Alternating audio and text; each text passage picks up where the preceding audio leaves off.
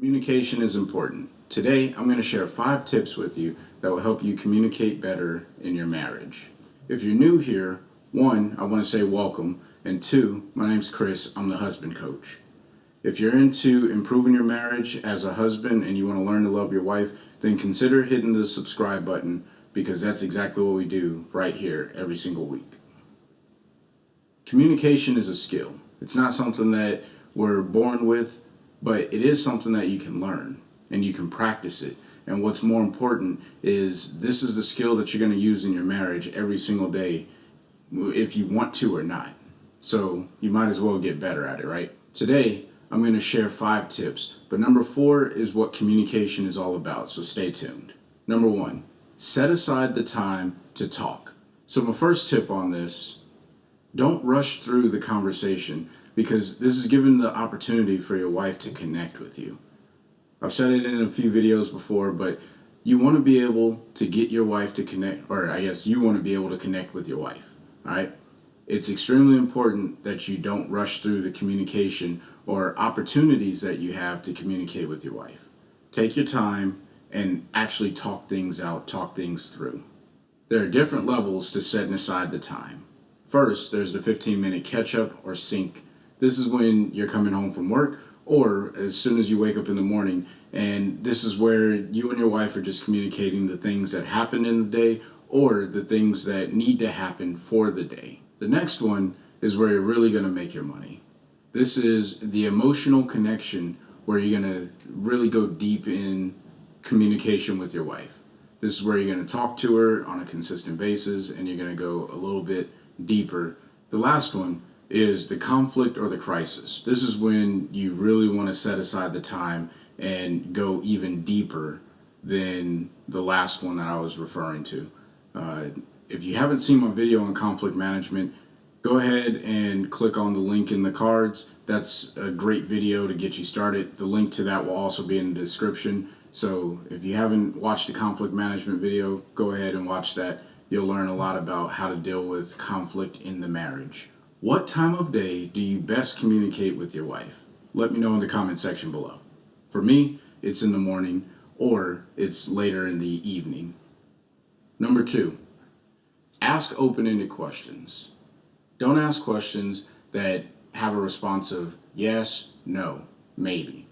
Ask questions that drive a meaningful response, and it takes a little bit of time for the response to be constructed. So here's an example of what not to ask. Did you have a good day? Yes, no, maybe. That's usually the response that you get, not what you're looking for. What you really want to ask is, what did you get done today? And then that's going to be a list of things, hopefully, or it'll be an answer of nothing, and then you'll say, oh, well, what did you expect to get done today?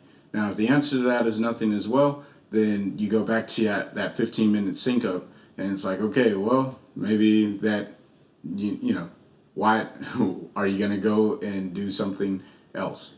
Or you can say things like, how was your day, right? Because now that's going to drive a more meaningful response. Or you can ask questions like, when you went somewhere today, assuming they went somewhere, ask them questions about where they went that aren't yes or no. Ask them how they felt throughout the day. Things like that. You just want to ask questions that drive conversation, because when they start talking, you can start to pick up on more things to ask questions about, and then that drives the conversation. You can even comment on things. It's just that much better when you ask a question that is open-ended as opposed to asking a question that is just simple yes or no. Trust me, it works. One of the other things that you want to be doing throughout your day is mentally logging it. You want to pay attention to things that you're doing, so that way when you ask your wife these questions, you can also respond with a comment about her day, especially if you both go to work and the question is, how was your day at work? You can respond with comments about your day at work as well, so it helps drive the conversation. And maybe even you can start the conversation and then you can ask her, can you relate to any of that? All right?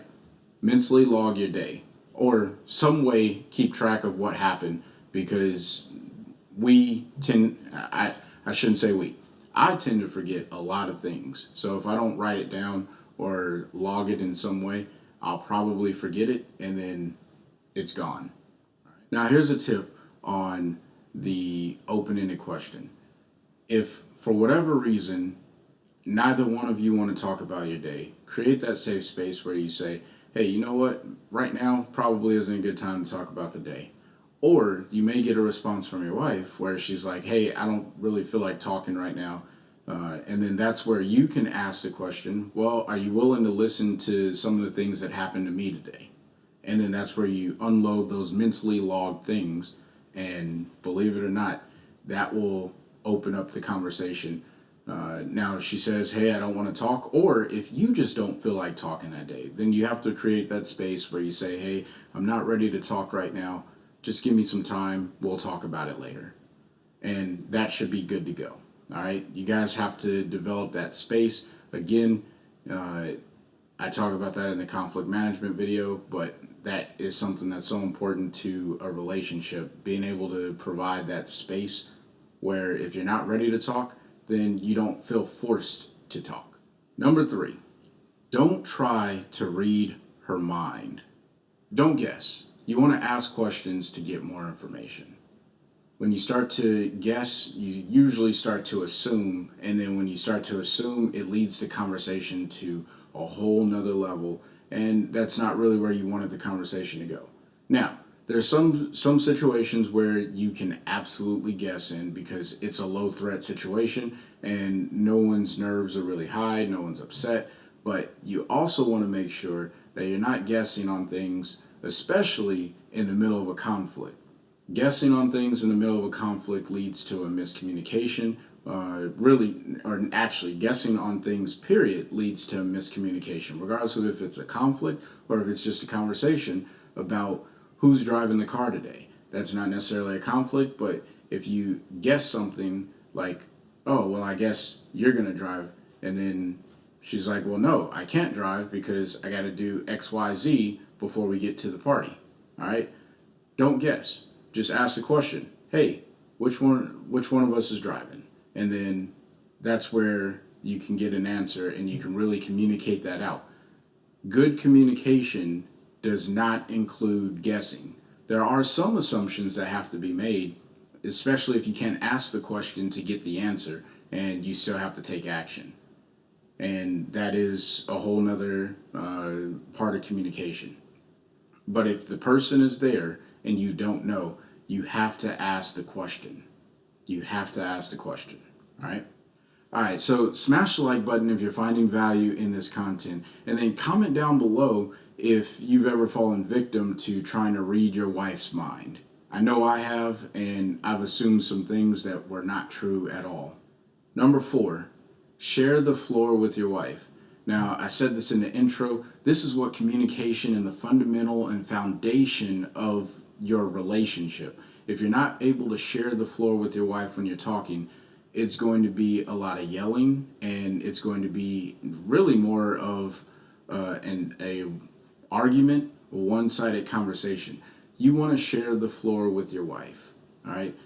The first step is you want to ask a question and wait for her to respond. And then you respond with a comment and then maybe a follow-on question. Or you respond with a comment and then you open it up so that way she can ask you a question and get more information, because comments lead to people asking questions as they get more information about whatever the topic is. So when you're communicating, you want to make sure that you're sharing the floor and you're not hogging it. It's extremely, extremely important that you have open dialogue and it naturally flows. Now, there are some odd portions in a communication, odd segments in a conversation where you stop talking and then she doesn't pick up and then you're just sitting there and the crickets start playing. All right. In those situations, that's where you just want to pull out another question so you can continue the momentum that you have in the conversation. At some point, the conversation is going to come to an end, but you want to make sure that you're sharing the floor. If you're talking about yourself a whole lot, which sometimes you do have to talk about yourself a whole lot. And sometimes she has to talk about herself a whole lot. But they depending on the conversation that you're having, you want to make sure that you're sharing the floor evenly, all right? Or as even as the conversation permits. If it's a conversation where your wife just wants to vent, your job is to just be there and comfort her and listen. And that's extremely important because that builds that connection. She knows that you're hearing her. She knows that you're receiving everything that she's saying, and it is a beautiful thing for her. All right? All right. Number 5, tell her what you need from her. I can't stress this enough. There's so many men that assume their wives know what they need from their wife or what the wife is supposed to be providing. And I don't know how else to say this other than over communicate the needs that you have for your wife. The reason for this is it manages expectations, right? It manages expectations. If you don't let her know what you expect her to do, she's going to do the things that she is accustomed to doing. But if you let her know what you need from her, she's going to hopefully meet those needs. You know, in a healthy relationship, a wife who is committed to her husband and absolutely wants to love him in every way that she possibly can, she's going to try to meet these needs. Now, I'm not saying, come up with some off-the-wall needs, but some needs that you have in the relationship, especially if they're a consistent unmet need, you have to communicate those clearly. Now, again, when you run into a situation where you disagree and it leads to a conflict, some sort of challenge, then that's when you want to go and check out that video that I was talking about for conflict management, how husbands should manage the conflict, because we can really drive the conversation in a way that shows our wives love, but it also gets us to the end state that we're looking to get to. All right? You can really, really drive home a conversation or a conflict that gets a little out of hand. All right? But express your needs to your wife, over communicate those things. Don't hold those in and expect her to know what those needs are.